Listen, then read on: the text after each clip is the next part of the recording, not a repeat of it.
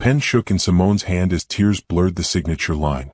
Around her, Brandon's family laughed, actual, genuine laughter, while Christmas music played from speakers decorated with twinkling lights. Her husband stood 3 feet away, his arm wrapped around Tiffany's waist, smirking as if this was the punchline to a joke only he understood. "Sign it, Simone," Brandon's mother called out, raising her wine glass. "Stop being dramatic. You're embarrassing yourself." 6 months pregnant, Simone felt her daughter kick inside her belly as if in protest. The divorce papers sat on the marble countertop of Brandon's parents' mansion, surrounded by plates of untouched holiday cookies and champagne flutes. She had arrived 30 minutes ago, expecting a family gathering. Instead, she walked into her public execution. "I told everyone weeks ago," Brandon said casually, squeezing Tiffany closer. "They all knew you were coming. We thought it would be easier to handle everything at once." Tiffany giggled, her manicured hand resting possessively on Brandon's chest. The same hand that had texted Simone yesterday, pretending to be Brandon's assistant, confirming she should definitely attend the party. The setup had been deliberate and cruel. "My son deserves someone who takes care of herself," Brandon's mother continued, eyeing Simone's swollen belly with disgust. "Look at you. Pregnancy has ruined your figure." The cousins whispered in the corner, phones out, probably recording. Brandon's brother called out, "Hey Brandon, your real life is starting now, brother. No more dead weight." Simone's hand moved across the paper, muscle memory taking over while her mind screamed. She had loved these people. Hosted dinners for them. Helped Brandon's sister with her resume. Loaned his brother money he never repaid. And now they circled her like vultures, enjoying her pain as entertainment. "There we go," Brandon said, snatching the papers the moment she finished. "Finally. Tiffany and I can stop sneaking around." "How long?" Simone's voice came out as a whisper. "Does it matter?" He shrugged. 2 years? 3? I stopped counting. 3 years. Their entire marriage was 4 years old. Simone felt the room tilt. "The baby," she started. "Not my problem anymore," Brandon interrupted. "You wanted to keep it against my advice. You deal with it." His father laughed from his leather armchair. "Smart boy. Never let them trap you." Tiffany leaned up to kiss Brandon's cheek, making sure Simone saw every second of it. "We're going to Aspen next week," she announced to the room. "Brandon's treating me to a real Christmas, not this." She gestured vaguely at Simone. "Depressing situation." The room erupted in approving laughter again. Someone turned up the Christmas music. Brandon's mother started serving dessert as if Simone had already left, already ceased to exist in their world. Simone picked up her purse with shaking hands. Her coat. Her dignity, though it felt shredded beyond recognition. "Oh, and Simone?" Brandon called as she reached the door. "I canceled your credit cards. Changed the locks on our place. Your stuff is in storage. You've got 3 days to get it before they auction it off. Merry Christmas." More laughter. Someone clinked glasses in a toast. Simone walked out into the December cold without responding. Snow had started falling, dusting her shoulders as she made it to her car, a 10-year-old sedan that Brandon had always been embarrassed to be seen in. Her hands fumbled with the keys. Through the mansion's windows, she could see the party continuing, Brandon and Tiffany dancing now, his family celebrating like this was the best Christmas ever. She sat in the driver's seat, unable to turn the key. Her phone buzzed with text messages, screenshots from Brandon's cousins, already posting about the crazy pregnant ex-wife, who showed up uninvited to their Christmas party. The lies were starting, rewriting history in real time. Another kick from her daughter. Stronger this time. Simone placed her hand on her belly and made a promise in that moment, sitting alone in a car covered with snow while her husband celebrated her destruction. She would survive this. She would build something they couldn't touch, couldn't ruin, couldn't take away. And one day they would all see exactly what they had thrown away. She started the car and drove away from the mansion, away from the laughter, away from the life she thought she had. In her rearview mirror, the house glowed with warm lights and holiday joy, a picture-perfect scene that hid the ugliness inside. Simone didn't know how yet, but she knew why. Her daughter deserved to see her mother stand up, fight back, and win. Not with screaming or violence or begging to be taken back, but with something far more permanent. Success they could never claim, happiness they could never destroy, and a future they would never be part of.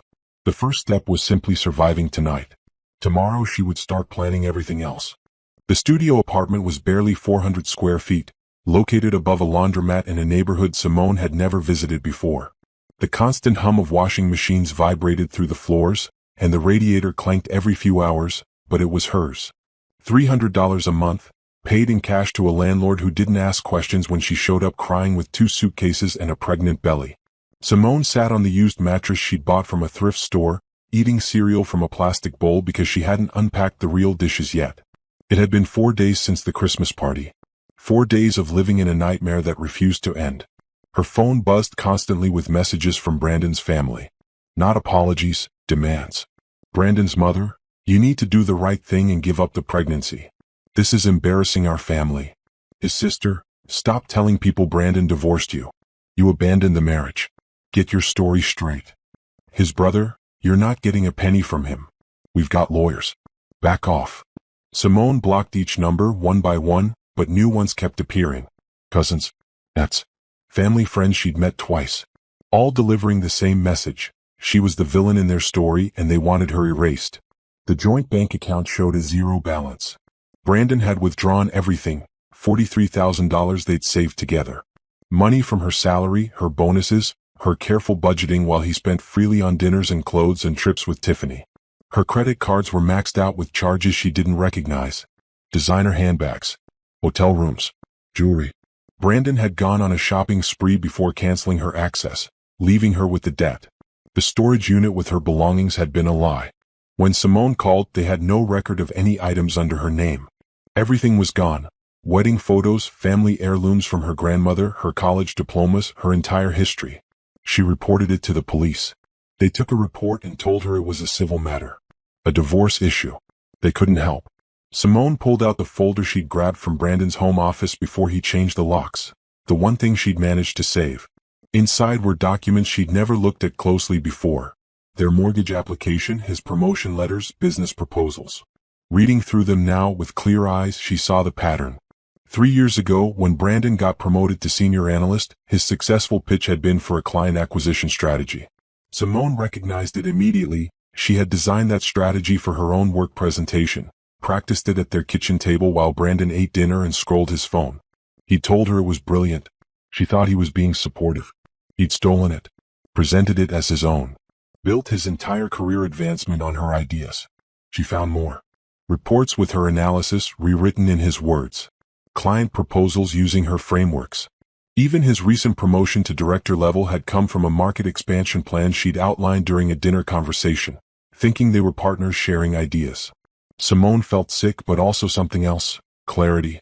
A knock on her door made her jump. She wasn't expecting anyone. Nobody knew where she lived. Through the peephole, she saw a woman in her 50s, well-dressed, holding a folder. Simone? I'm Rachel Monroe. I was at the prenatal clinic yesterday when you were checking in. I'm an attorney. Simone opened the door carefully, leaving the chain on. Rachel smiled gently. I know this is strange, but I overheard you on the phone with your bank and I specialize in divorce cases involving financial abuse. Can we talk? I can't afford a lawyer. First consultation is free. And if I take your case, I work on contingency for the financial recovery portion. You don't pay unless you win. Rachel's expression was kind but firm. I've been doing this 20 years. I know what I heard at that clinic. Let me at least look at what you have. Simone hesitated, then removed the chain. They sat on the floor because Simone only had one chair. Rachel reviewed the documents, her expression growing more serious with each page. This is fraud, Rachel said finally. He used your intellectual property for his career advancement. That's legally actionable. He's already divorced me.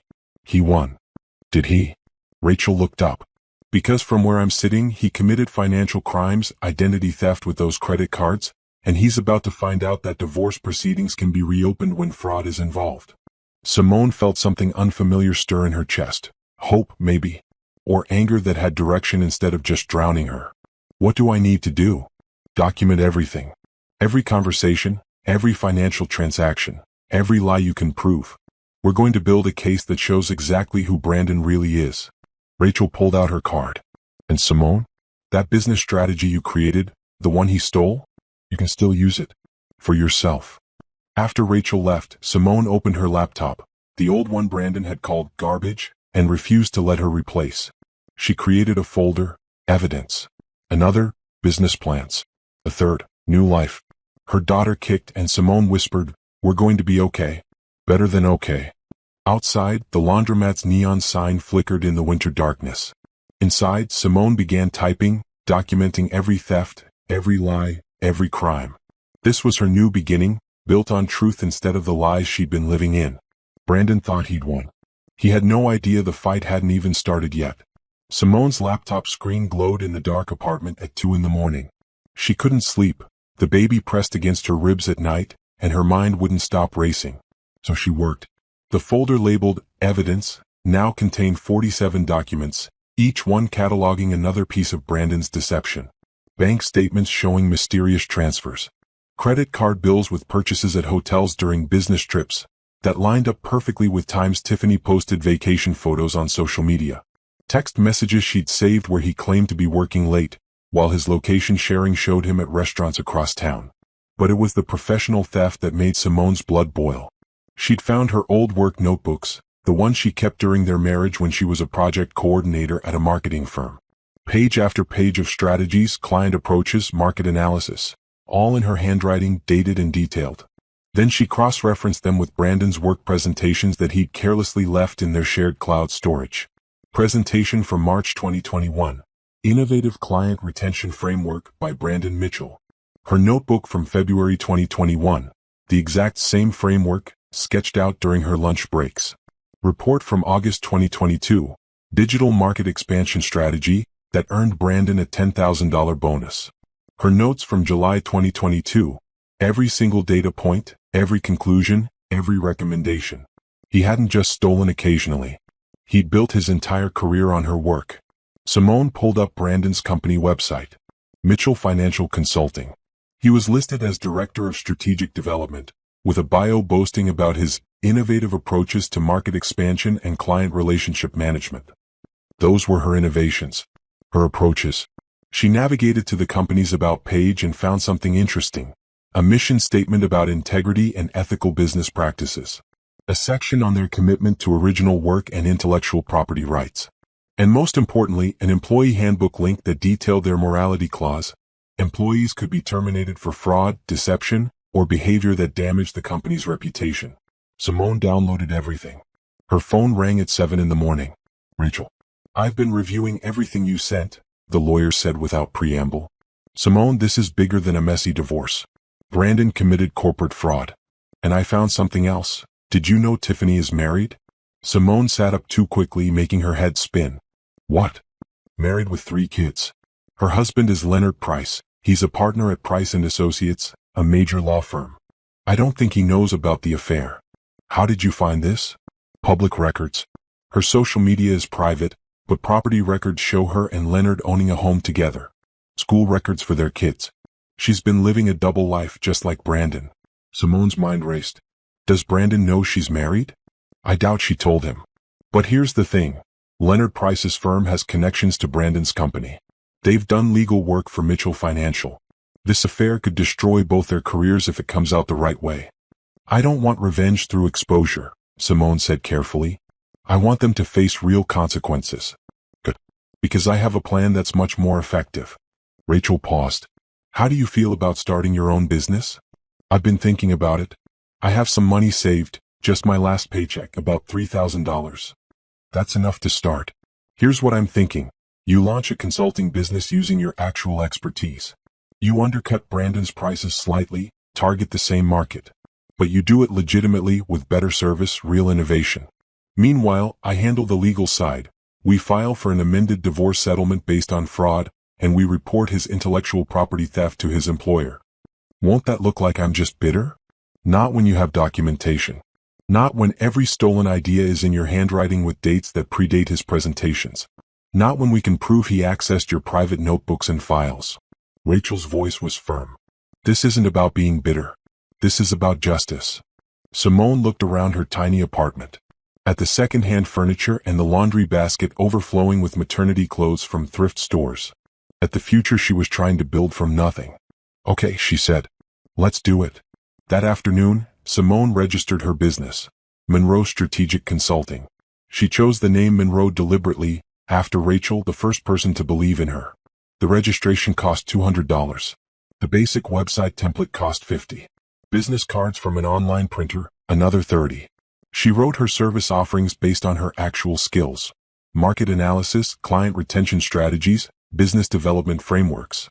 Everything Brandon had pretended to excel at. Everything she'd actually created.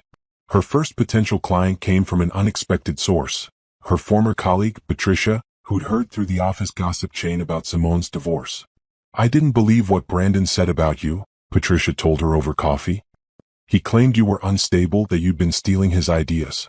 But I worked with you. I know the truth." Simone's hands tightened around her cup. "He's saying I stole from him? To everyone. He's playing victim, saying you're trying to ruin his career out of spite." Patricia leaned forward. "But my cousin owns a small tech startup. They need consulting on client acquisition. Are you available?" "Yes." Simone didn't hesitate. "Good. Because between you and me, I've seen Brandon's work. It's mediocre at best. You were always the talented one." The tech startup meeting was scheduled for the following week. Simone prepared like her life depended on it, because it did. She created a presentation using entirely new frameworks, built from her current knowledge but distinctly different from anything Brandon had stolen. The night before the meeting, Rachel called with an update. "I've filed the amended petition. Brandon's been served with notification that you're contesting the divorce settlement based on financial fraud. His lawyer is furious, which means we're on the right track." She paused. "And Simone?" "I contacted the HR department at Mitchell Financial anonymously. Sent them a tip about potential intellectual property violations. They've opened an investigation." Simone should have felt guilty. Instead, she felt powerful. "What happens now?" "Now you focus on building your business. Let the legal system work. And watch Brandon's perfect little world start cracking." After hanging up, Simone opened her business plan document and kept writing. Outside her window, the city lights sparkled in the February darkness. Inside, she was building something real. A foundation that nobody could steal, a future that belonged only to her and her daughter. Brandon had taken everything he could touch. But he'd made one critical mistake. He'd underestimated her ability to rebuild. To create something new. To fight back with strategy instead of emotion. The war was just beginning, and Simone was finally ready to win. The tech startup hired her. $3,000 for a 3-month consulting contract. More money than Simone had seen in weeks. She cried in her car after the meeting, hands shaking on the steering wheel, before composing herself and driving to the grocery store where she bought fresh vegetables instead of instant noodles for the first time since the divorce. But money was only part of the victory. "Your presentation was brilliant," the startup CEO, Janet, had said. "Exactly the kind of innovative thinking we need. How soon can you start?" Simone started immediately. She worked from her apartment, video calling into meetings, creating strategies and frameworks that drew from her expertise but were entirely original. Nothing Brandon could claim. Nothing he could touch. Meanwhile, Rachel was building the legal case like a fortress. "I need you to write down everything," Rachel instructed during their weekly meeting at a coffee shop near the courthouse. "Every conversation where you shared ideas with Brandon. Every time he asked you to review his work. Every instance where something you created showed up in his presentations." Simone filled 3 notebooks. The pattern was undeniable: 4 years of intellectual theft, documented in her handwriting, backed up by dates and context. "This is good," Rachel said, reviewing the timeline. "But we need more for the criminal fraud aspect. Did Brandon ever access your work computer or files?" "He used my laptop sometimes. Said his was being repaired or updated." Simone paused, remembering. "He had my passwords. I trusted him." "Did he ever email himself documents from your accounts?" Simone pulled up her old email, the personal one Brandon didn't know she still accessed. She searched for his address in her sent folder. 73 emails. All sent during times she was at work or asleep. All containing her project files, her analysis, her strategic plans. "He sent these to himself," she whispered. "From my account. Without asking." Rachel's smile was sharp. "That's electronic theft. That's evidence of premeditation. That's exactly what we need." The divorce court date was set for April. Brandon's lawyer filed a motion to dismiss Simone's fraud claims, calling them desperate attempts by a vindictive ex-wife to extort money. The local gossip mill, Brandon's family and their extensive network, spread rumors that Simone was mentally unstable, that the pregnancy had made her delusional. But Simone had evidence. Documents. Timestamps. Truth. In March, her belly swollen at 8 months pregnant, Simone landed her second client. a mid-sized consulting firm that needed help restructuring their client services. $5,000 for a 2-month project. She hired a part-time assistant, a college student named Brianna who needed flexible hours and didn't mind working remotely. Together, they created systems, proposals, client outreach strategies. Simone's business was small, but it was real. And it was growing. You know what's interesting? Rachel said during one of their preparation sessions. Brandon's company is struggling. Their stock price has dropped, they've lost 2 major clients this quarter, and rumor is there's internal chaos. Because of the investigation? Partly. But also because Brandon was their star performer, and without your ideas he's just mediocre. His recent proposals have been rejected. His client retention numbers are down. He's not the genius they thought he was. Simone felt a grim satisfaction. Not because she wanted Brandon to suffer, though part of her did, but because the truth was finally surfacing. He wasn't brilliant. He was a thief who'd been caught. Her phone buzzed. A text from an unknown number, "Drop the case or you'll regret it." Then another, "Nobody will hire you when we're done destroying your reputation." Another, "Give up the baby. Save yourself the embarrassment of being a single mother to a bastard." Simone screenshot each message and forwarded them to Rachel. "This is harassment," Rachel said immediately. "And it's stupid of them. Every thread is evidence of their character. Keep documenting everything." The messages continued. Brandon's brother called from different numbers, trying to intimidate her. His mother left voicemails claiming Simone was breaking up their family. Tiffany sent messages through fake accounts, calling her pathetic. Simone blocked, documented, and kept working. On March 28th, she received an email from Mitchell Financial's legal department. They wanted to interview her regarding allegations of intellectual property irregularities involving employee Brandon Mitchell. Rachel accompanied her to the meeting.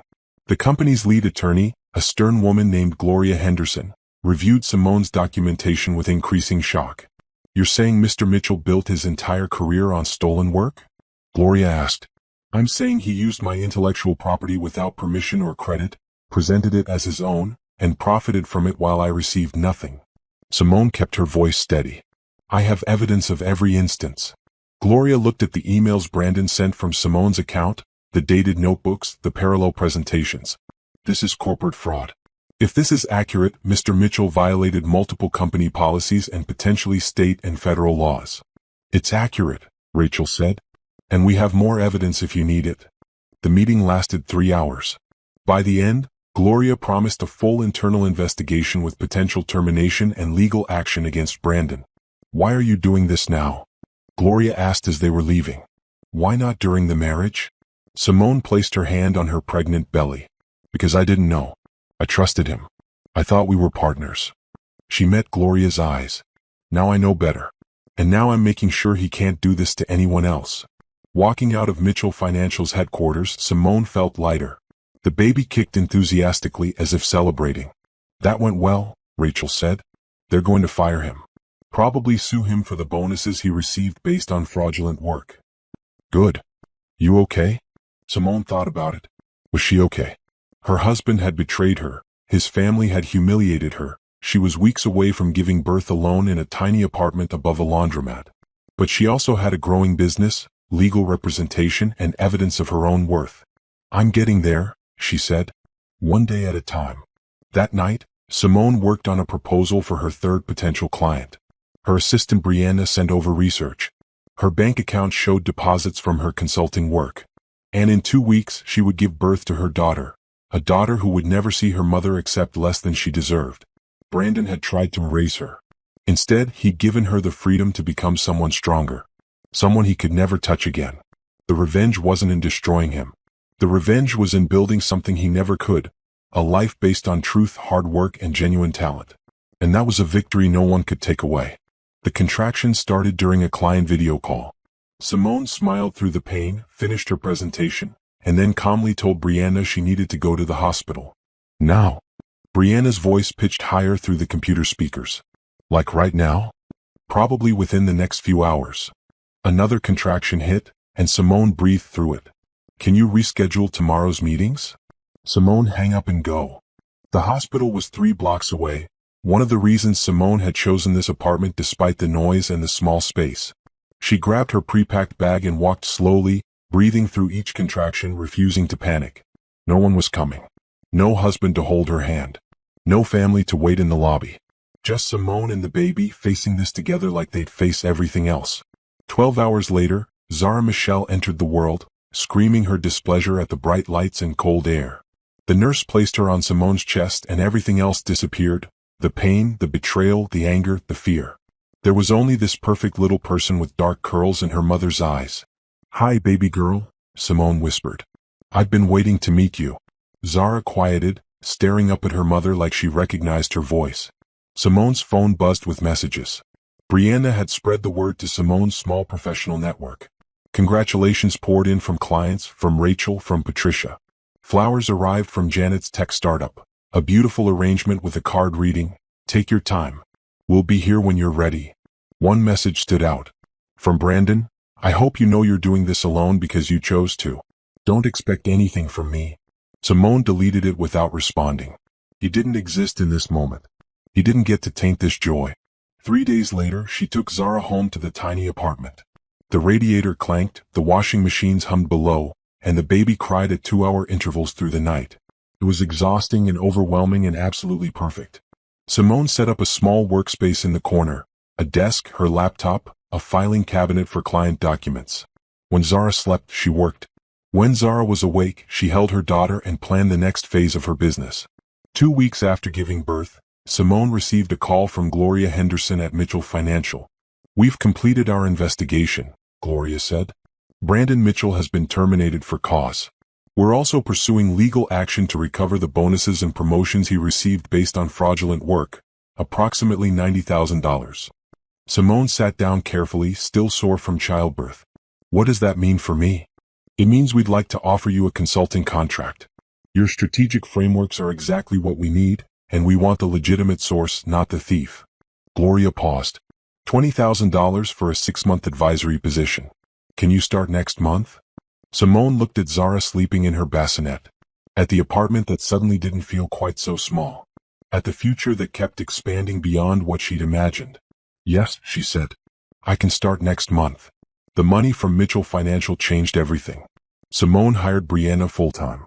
She moved to a better apartment, a 2-bedroom with actual windows that let in sunlight, in a building with an elevator and no laundromat vibrations. She bought real furniture, professional clothes that fit her post-pregnancy body, a reliable car. But more than the money, she had momentum. Her consulting business, Monroe Strategic, landed 4 more clients in May. Word spread about her innovative approaches, her reliable work, her fresh perspectives. People who'd heard about Brandon's fraud wanted to work with the real talent behind his stolen success. Rachel called with updates on the divorce proceedings. "Brandon's lawyer is pushing for a quick settlement. They know the fraud case is solid and they want to minimize damages." Rachel sounded pleased. "They're offering you $40,000, half of what he stole from your joint accounts, plus a portion of the assets." "What about the house?" "He already sold it. Split the profit with Tiffany, apparently. But we can go after his portion in the settlement." "And Tiffany? Does her husband know?" "Not yet. But he will." Rachel's tone suggested she had plans. "Do you want me to inform him?" Simone thought about it while Zara made cooing sounds from her playmat. Did she want to destroy Tiffany's life the way Tiffany had helped destroy hers? "No," she said finally. "Let her husband find out naturally. I'm not going to be the one to tell him. But I'm also not going to protect her if the truth comes out." "Fair enough. So about the settlement, do you want to counter?" "I want $60,000, full custody of Zara with no visitation rights for Brandon unless he completes parenting classes and pays child support, and I want documentation that he admits to the financial fraud." "Done. I'll send the counteroffer today." After the call, Simone updated her business plan. Monroe Strategic was growing faster than she projected. She needed better systems, maybe an office space, definitely more staff. The 6-month contract with Mitchell Financial was just the beginning. They'd already hinted at extending it. Her phone rang again. An unknown number. "Hello? Simone Mitchell?" A man's voice, unfamiliar. "Simone Harris. I use my maiden name now. This is Leonard Price. I believe you know my wife, Tiffany." Simone's heart raced. She hadn't contacted him. She'd specifically decided not to interfere. But apparently, the truth had found its way anyway. "I know of her," Simone said carefully. "I found some interesting text messages. About her relationship with your ex-husband. Leonard's voice was calm, almost eerily so. I'm filing for divorce. I wanted to let you know that Tiffany won't be bothering you anymore. I'm making sure of it. I appreciate you telling me. I'm sorry for what she did to you. And I'm sorry I didn't know sooner. He paused.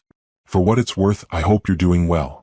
I am, Simone said, looking at Zara, at her growing business, at the life she was building. I really am. After Leonard hung up, Simone allowed herself a moment of satisfaction. Not because Tiffany's marriage was ending, though she'd certainly earned the consequences, but because the truth kept winning. Brandon couldn't hide behind lies anymore. Tiffany couldn't pretend to be innocent. Their carefully constructed deceptions were crumbling. And Simone? She was rising. That evening, while Zara slept and the city lights sparkled outside her new apartment windows, Simone wrote out her 5-year plan. Monroe Strategic would expand to 10 employees. She'd establish a foundation to help women leaving abusive marriages start their own businesses. She'd buy a house, not as big as Brandon's parents' mansion, but hers, truly hers. And most importantly, she'd raise Zara to understand that setbacks weren't endings. They were redirections towards something better. The pen felt steady in her hand now. No shaking. No tears. Just clarity and purpose and a future that belonged completely to her. Brandon had thought the divorce papers were her ending. He had no idea they were actually her beginning. The courtroom was smaller than Simone expected. Fluorescent lights hummed overhead, and the air conditioning rattled in the corner. She sat at the plaintiff's table with Rachel, wearing a navy suit she'd bought specifically for this. Professional, confident, unstoppable. Brandon sat across the aisle with his lawyer, refusing to look at her. He'd lost weight, she noticed. Dark circles shadowed his eyes. The confident swagger he'd had at that Christmas party was gone, replaced with something that looked like fear. Judge Patricia Morrison reviewed the files in front of her, glasses perched on her nose. This is the amended petition for the dissolution of marriage between Simone Harris and Brandon Mitchell. Ms. Monroe, you may proceed. Rachel stood, composed and precise. Your Honor, this case involves not just a divorce, but systematic financial fraud, identity theft, and intellectual property violations spanning 4 years of marriage. For the next hour, Rachel presented the evidence.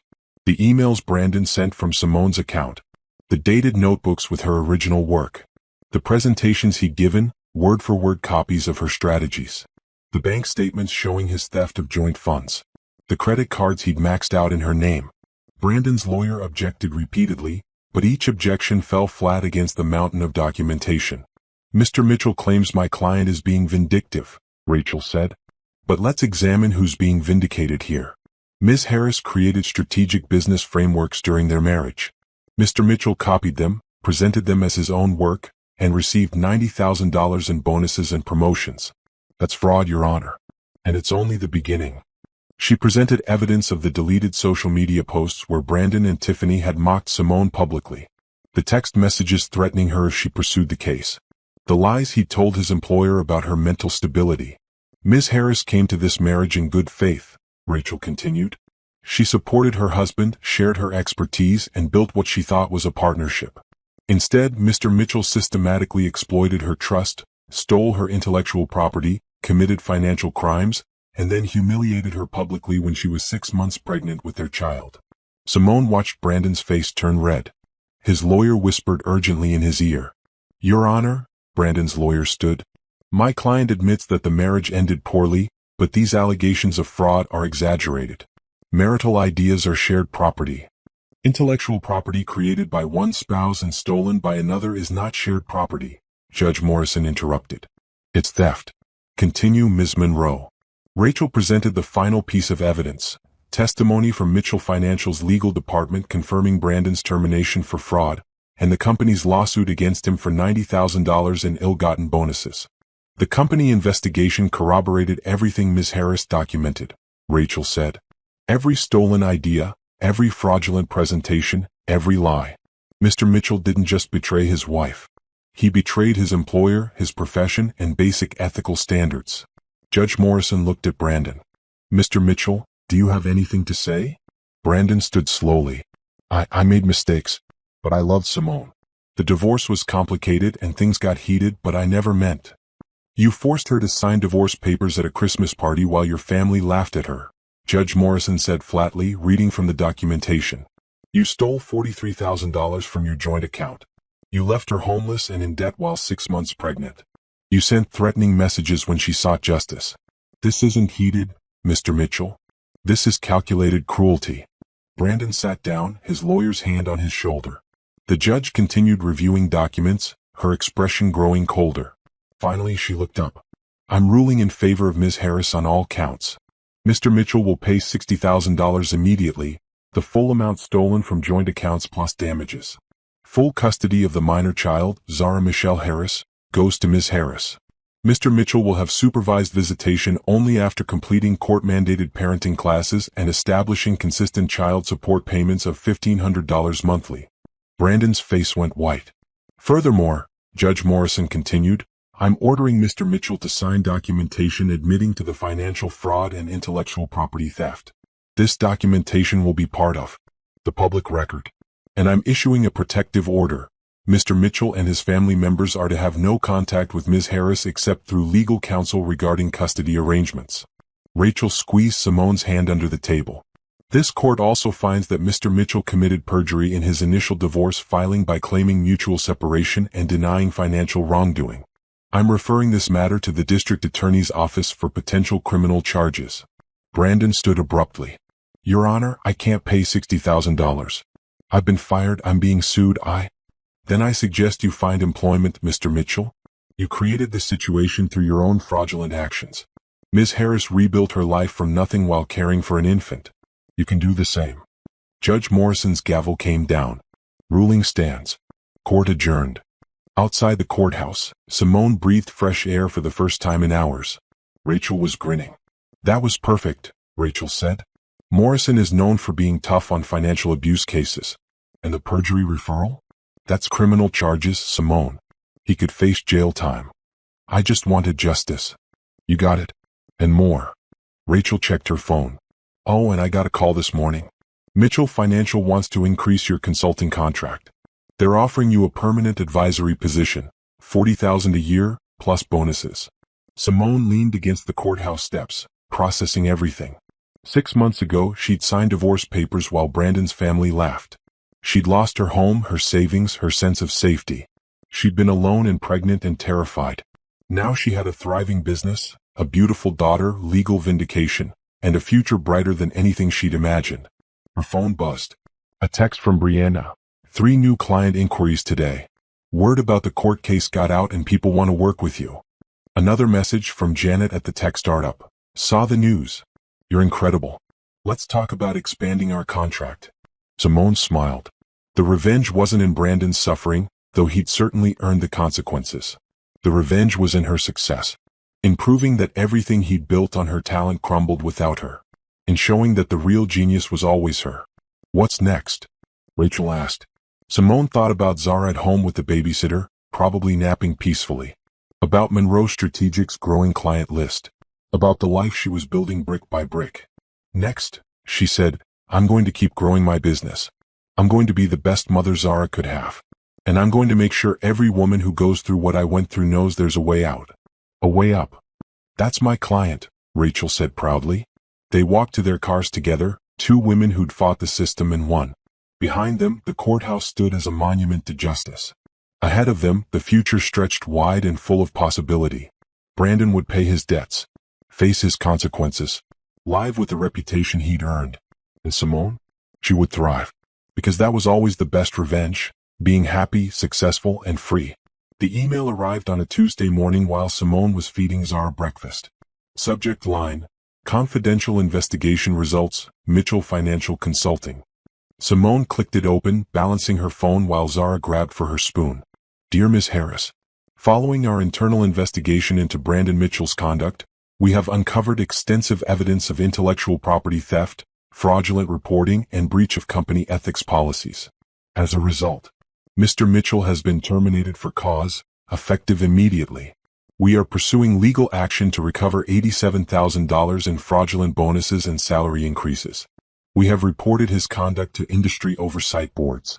We are offering you a formal position as senior strategic consultant with full benefits and equity options. Your talent and integrity are exactly what Mitchell Financial needs. Please contact Gloria Henderson to discuss terms. Regards, Mitchell Financial Legal Department.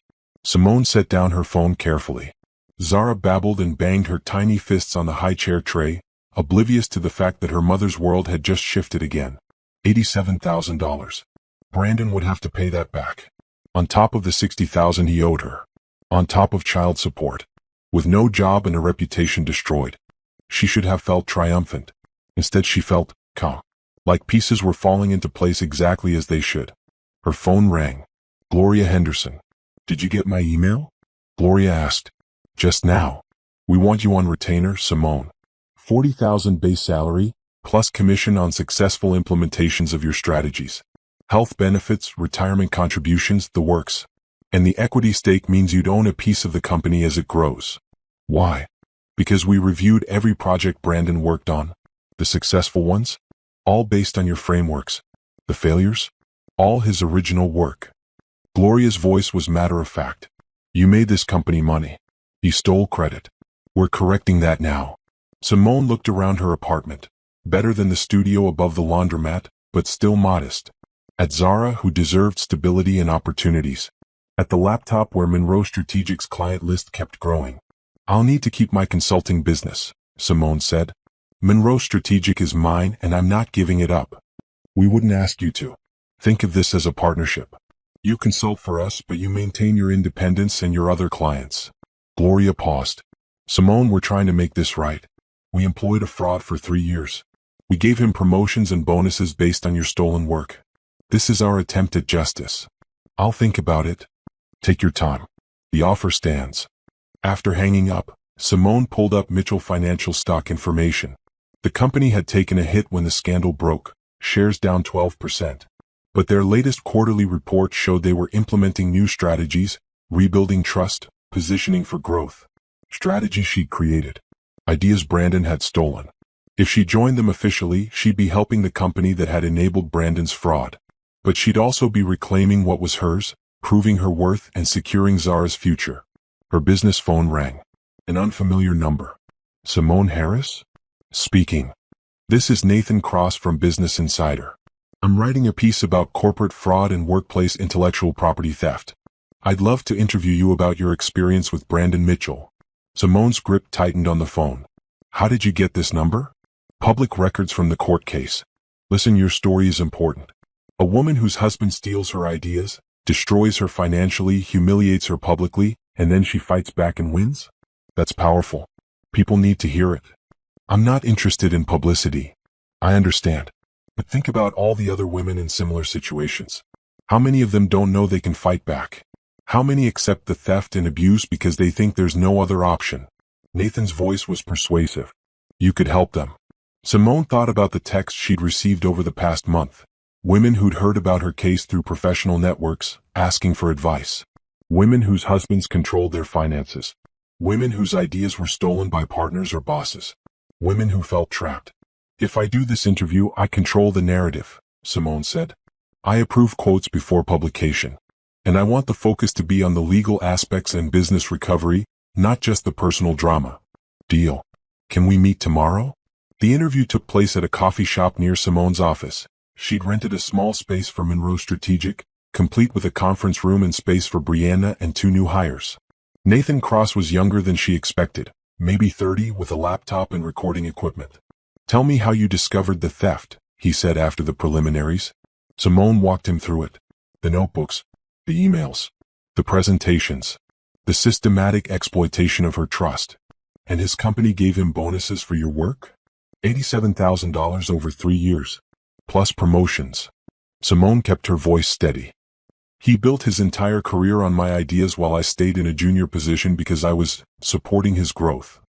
Nathan's fingers flew across his keyboard. How did you feel when you found out? Betrayed. Angry. Foolish for not seeing it sooner. Simone paused. But also determined. Because I realized that if he could succeed with stolen work, I could succeed even more with my own authentic talent. And you did. Monroe Strategic is growing fast. Mitchell Financial wants you on retainer. You've basically built a better career in 6 months than he did in 3 years with your stolen ideas. That's the point, Simone said. The real talent always reveals itself eventually. He was just a placeholder using my work. Now I'm doing what I should have been doing all along. The interview lasted 2 hours. Nathan asked about the divorce, the Christmas party humiliation, the pregnancy. Simone answered honestly but focused on the recovery, the legal strategy, the business planning, the support system she'd built. What's your advice for women in similar situations? Nathan asked finally. Document everything. Trust your instincts. And understand that you don't need the person who betrayed you to succeed. You're already capable of more than they ever gave you credit for. Simone met his eyes. Also, find a good lawyer. Rachel Monroe saved my life. The article published 2 weeks later. The woman who turned her husband's betrayal into a business empire ran in Business Insider's weekend edition. It was fair, accurate, and powerful. Simone's phone exploded with messages. Interview requests from 3 other publications. Client inquiries from across the country. Speaking invitations from women's business organizations. And one text from an unknown number, "You're destroying my life. I hope you're happy. Brandon." Still playing victim. Simone blocked the number and got back to work. That afternoon, Gloria called again. "Have you made a decision about our offer?" Simone looked at her growing company. At Zara, playing in the corner office she'd set up with baby-safe toys. At Brianna, coordinating with clients. At the future she was building. "Yes," she said. "I'll accept the consulting position. But I want to negotiate the terms." "Name them." $50,000 base salary. 5% equity stake. And I want Mitchell Financial to fund a program I'm creating. A mentorship and grant system for women starting businesses after leaving abusive situations. 100,000 annually. Silence on the other end. Then Gloria laughed. "You don't ask small, do you? I'm worth it. You know I'm worth it. That's why you're calling. Let me talk to the board." "But Simone? I think they'll say yes." They did. 3 days later, Simone signed a contract that made her one of Mitchell Financial's highest-paid consultants and gave her the funding to launch the foundation she'd been dreaming about. Brandon was still being sued by his former employer. Still facing perjury charges. Still struggling to find work in an industry that now knew him as a fraud. And Simone? She was just getting started. The professional reckoning wasn't just about punishing Brandon. It was about reclaiming her rightful place in an industry that had overlooked her while celebrating her thief of a husband. Justice wasn't always loud. Sometimes it was quiet, systematic, and absolutely devastating. 6 months after the divorce finalization, Simone stood in the lobby of her new office building, a renovated warehouse in the city's growing tech district. Monroe Strategic Consulting occupied the entire 3rd floor. Conference rooms with glass walls, a collaborative workspace for her team of 8 employees, a private office for Simone with windows overlooking the river, and a small room in the corner with a crib, toys, and soft lighting where Zara spent her days while Simone worked. The best of both worlds. "The Henderson account just signed for another year," Brianna announced, walking into Simone's office with a tablet. "That's 45,000 in recurring revenue. Plus the Morrison Tech contract starts next month, 20,000. Simone reviewed the numbers, still amazed sometimes at what they'd built. Monroe Strategic's revenue for the year would hit $300,000. Her take-home salary, combined with the Mitchell Financial retainer and speaking fees, put her well into 6 figures. A year ago, she'd been eating cereal from plastic bowls in a studio apartment, pregnant and terrified. Now she was thriving. "How's the foundation coming?" Simone asked. "We've funded 6 women so far. Started their businesses, provided mentorship, legal support. 3 are already profitable." Brianna smiled. "The waiting list is growing. I think we need to increase the grant amount." The Harris Foundation for Women's Business Development, Simone's project funded by Mitchell Financial's 100,000 annual contribution and her own donations, provided grants, legal assistance, and business mentorship to women leaving abusive marriages or exploitative situations. Everything Simone wished she'd had when she started over. Her phone rang. "Rachel, have you seen the news?" Rachel asked without preamble. "What news?" "Brandon was arrested this morning. The perjury charges finally went through. He's facing up to 3 years in prison." Simone sat down slowly. "Prison?" "He lied under oath during the divorce proceedings, and the DA decided to prosecute. Combined with the financial fraud evidence, they're making an example of him." Rachel paused. "How do you feel about that?" Simone looked at Zara, now 10 months old, playing with blocks on the floor of her office. At the business she'd built. At the life she'd created from nothing. "I feel nothing," she said honestly. "He made his choices. I'm not responsible for the consequences." "Good. Because there's more. Tiffany's husband cleaned her out in their divorce. She lost custody of her kids, her house, everything. Last I heard, she moved back in with her parents. Again, Simone felt that strange absence of emotion. Not joy at their suffering, but no sympathy either. They'd destroyed lives without remorse. Now they were living with the aftermath. "Thanks for letting me know," Simone said. "How are things with you?" Rachel laughed. "Busier than ever. Your case got a lot of attention. I've had 15 new clients this month, all women dealing with financial abuse in marriages." "You started something important, Simone." After hanging up, Simone returned to her work. She had a presentation to prepare for tomorrow, a keynote speech at a women's business conference about turning adversity into opportunity. Her phone buzzed with a text from an unknown number. She almost ignored it, but something made her check. "Hi Simone, this is Patricia from your old marketing job. I saw your Business Insider article and I'm so proud of you. I left that company, by the way, started my own firm. Want to grab coffee and talk about potential collaboration?" Simone smiled and scheduled the meeting. Her network was expanding. Her reputation was solid. And opportunities kept appearing because she'd proven herself through authentic work, not stolen ideas. That evening, she took Zara home to the townhouse she'd bought 3 months ago, a 3-bedroom with a backyard and a neighborhood full of families. It wasn't a mansion, but it was hers. Truly, completely hers. No mortgage in Brandon's name. No shared ownership. Just Simone and Zara building a life together. She'd hired a part-time nanny, Celia, who helped during busy work periods. But evenings were sacred. Just mother and daughter, dinner and bath time and books before bed. "Mama," Zara said clearly, one of her few words, reaching up from her high chair. "Hi, baby girl," Simone said, scooping her up. "Did you have a good day?" Zara babbled something incomprehensible and grabbed Simone's hair. Later, after Zara was asleep, Simone sat in her home office reviewing the foundation's applications. So many women with stories like hers, betrayed, exploited, left with nothing.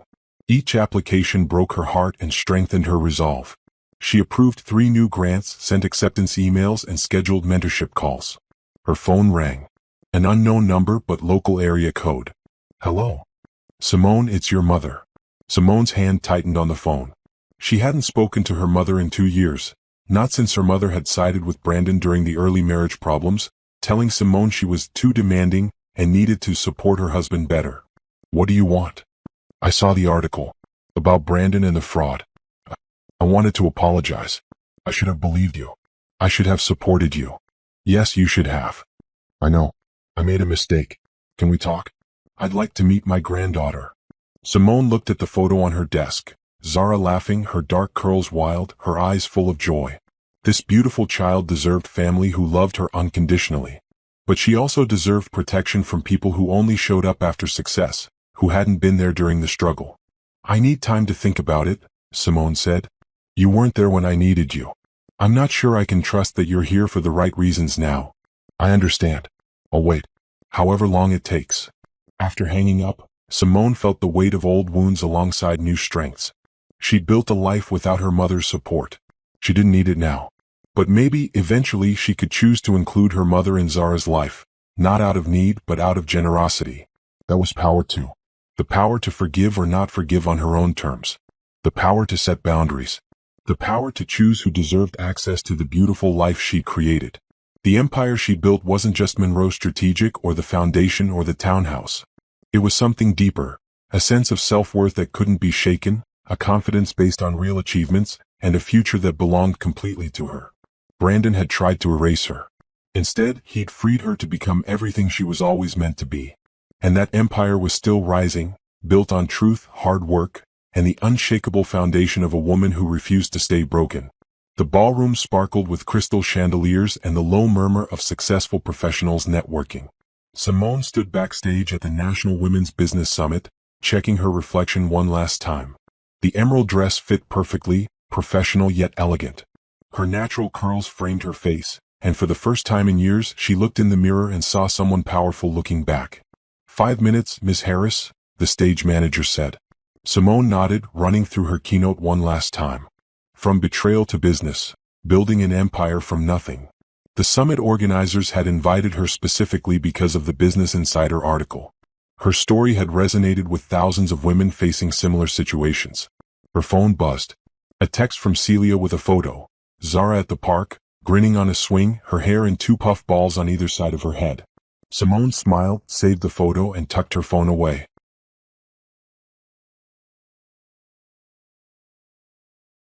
"Miss Harris? You're on." She walked onto the stage to applause, the spotlight warm on her face. The audience was packed, at least 500 women, all looking at her with expectation and hope. "A year and a half ago," Simone began, her voice clear and steady, "my husband forced me to sign divorce papers at his family's Christmas party while I was 6 months pregnant." His family laughed. His mistress stood beside him, smiling. "And I walked out of that mansion believing my life was over." The room was silent, every woman leaning forward. "I was wrong. My life wasn't ending. It was finally beginning." For the next 45 minutes, Simone told her story. The discovery of the fraud. The legal battle. Starting Monroe Strategic with $3,000 and determination. The foundation she built to help other women.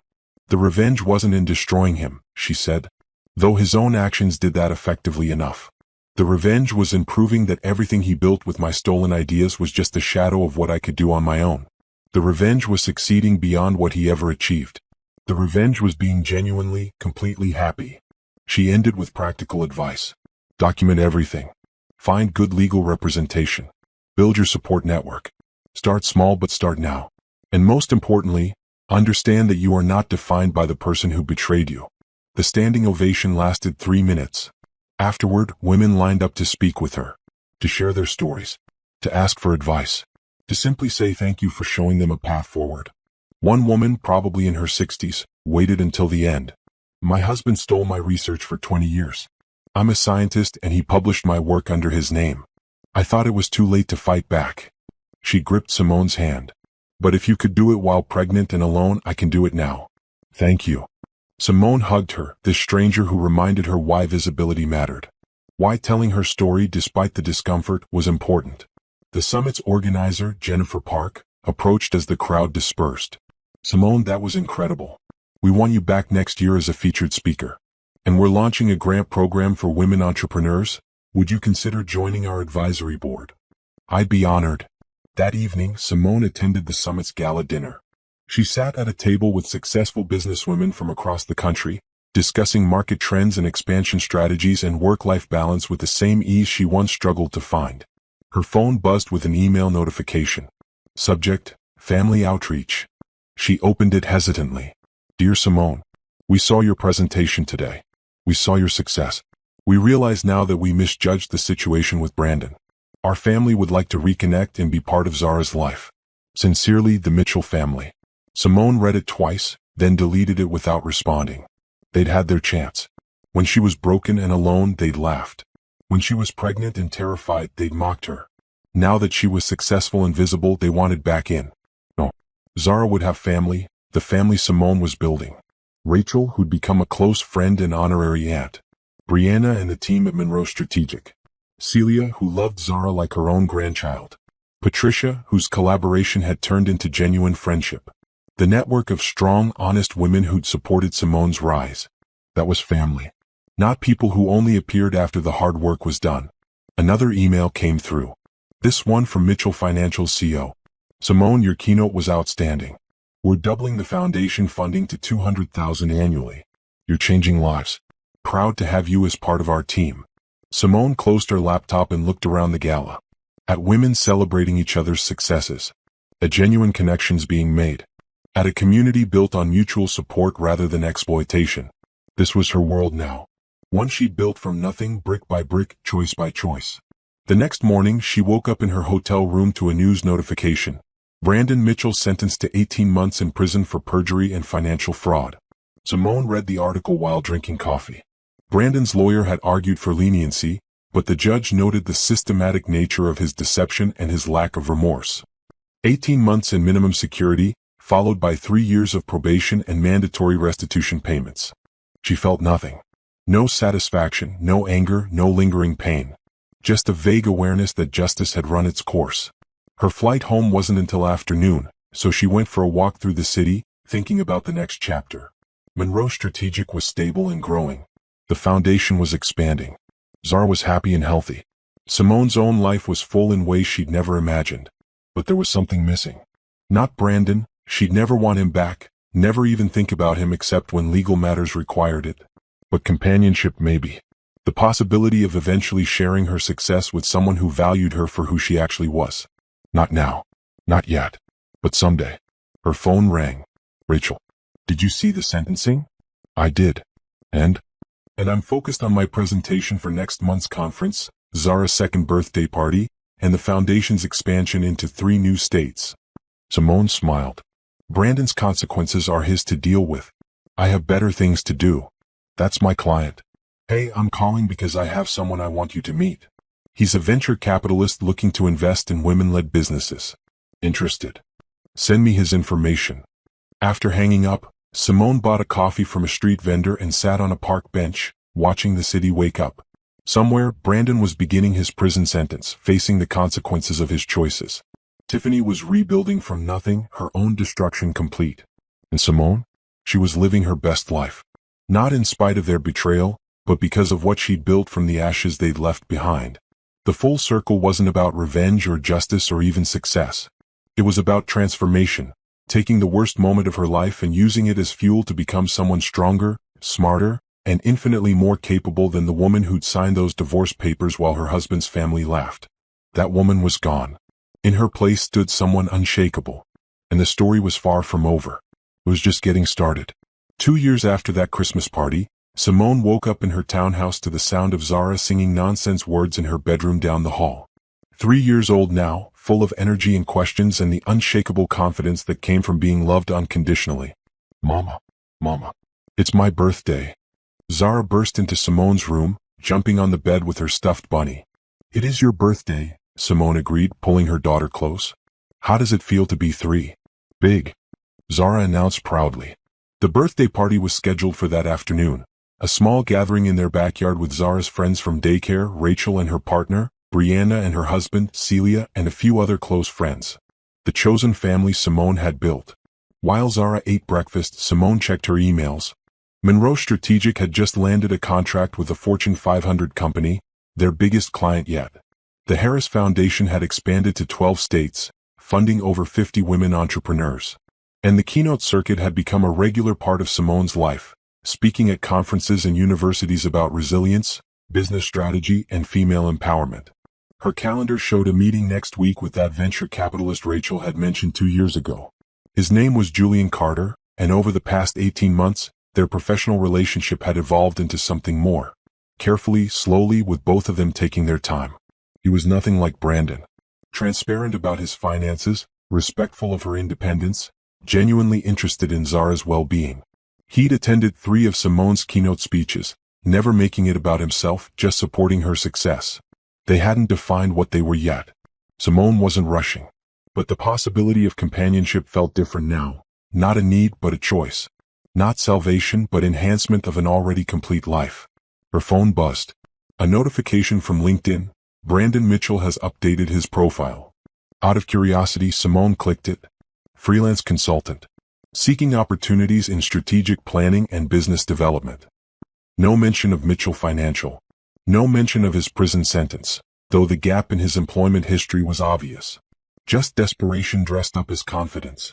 The recommendation section was empty. The connection count had dropped from 800 to 47. His professional network had abandoned him once the truth came out. Simone closed the app without reacting. His struggles weren't her concern. His attempts to rebuild weren't her problem.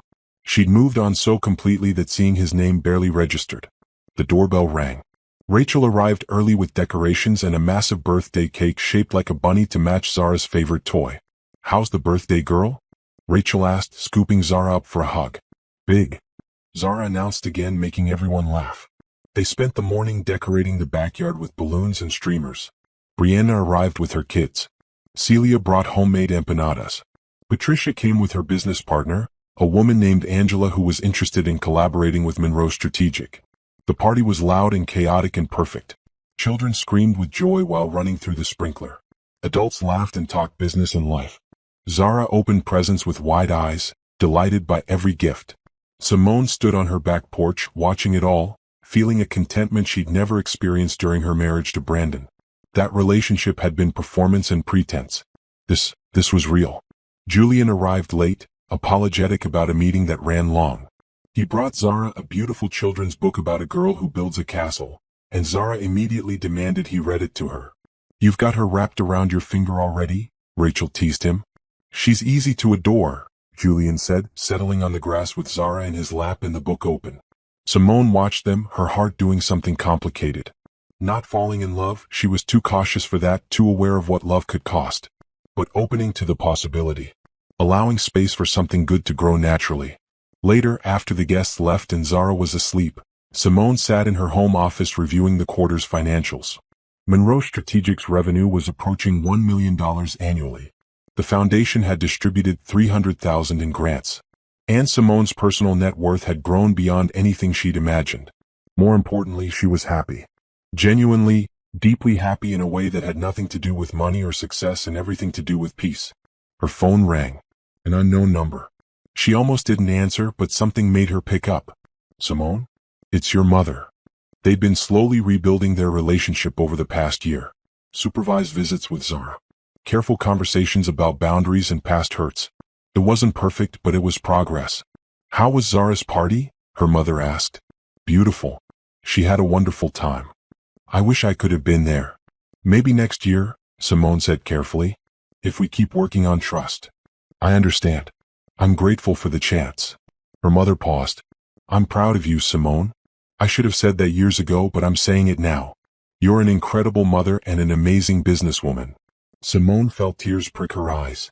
"Thank you."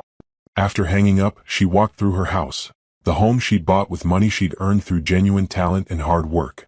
Every piece of furniture, every decoration, every toy was chosen by her, paid for by her, proof of what she'd built.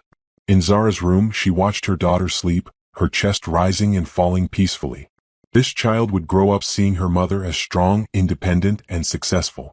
She'd never witness her mother accepting less than she deserved or staying in a situation that diminished her. That was the final victory. Not the money or the business or even the legal justice. The victory was in breaking the cycle. In showing Zara, and herself, that betrayal could become transformation. That rock bottom could become a foundation. That the worst day of your life could ultimately lead to the best years. Simone's phone buzzed with a late-night text from Julian. "Thank you for letting me be part of today. Zara is lucky to have you as a mother." She smiled and typed back, "Coffee tomorrow? I want to talk about expanding the foundation's tech sector grants." "It's a date." "Good night, Simone." "Not a date. Not yet. But maybe, eventually, it could be." For now, Simone had everything she needed. A daughter who was loved and secure. A business that was thriving. A foundation that was changing lives. A support network of genuine, honest people who valued her for exactly who she was. She walked to her bedroom window and looked out at the city lights. Somewhere out there, Brandon was living with his choices. His family was dealing with their own consequences. Tiffany was rebuilding from her own destruction. And Simone? She was free. Free from the lies, the theft, the manipulation. Free from the need to prove anything to anyone except herself. Free to build whatever life she wanted on her own terms, with people who genuinely cared about her. The story that began with tears and humiliation at a Christmas party had transformed into something beautiful. Not because she'd gotten revenge, though justice had certainly been served, but because she'd discovered her own strength. She'd survived the worst betrayal imaginable and emerged not just intact, but better, stronger, happier, more successful than Brandon ever was, even with her stolen ideas. That was the ultimate revenge. Not his suffering, but her thriving. Simone closed the curtains and climbed into bed, her mind already planning tomorrow's tasks. Another consulting project to launch. Another grant application to review. Another keynote to prepare. Another day of building the empire she'd created from nothing. And in the morning, Zara would wake up calling for her mama, and Simone would start another day in the beautiful life she'd fought so hard to create. The beginning of everything good had started the moment she walked away from that mansion, from that laughter, from that humiliation. She just hadn't known it yet. Now she did. And nothing and no one would ever make her forget her worth again. The future stretched ahead, bright and limitless, built on truth and hard work and the unshakable foundation of a woman who refused to stay broken. This was her happy ending. Not because she found another man or because her enemies suffered, but because she'd found herself. And that was always the best revenge of all.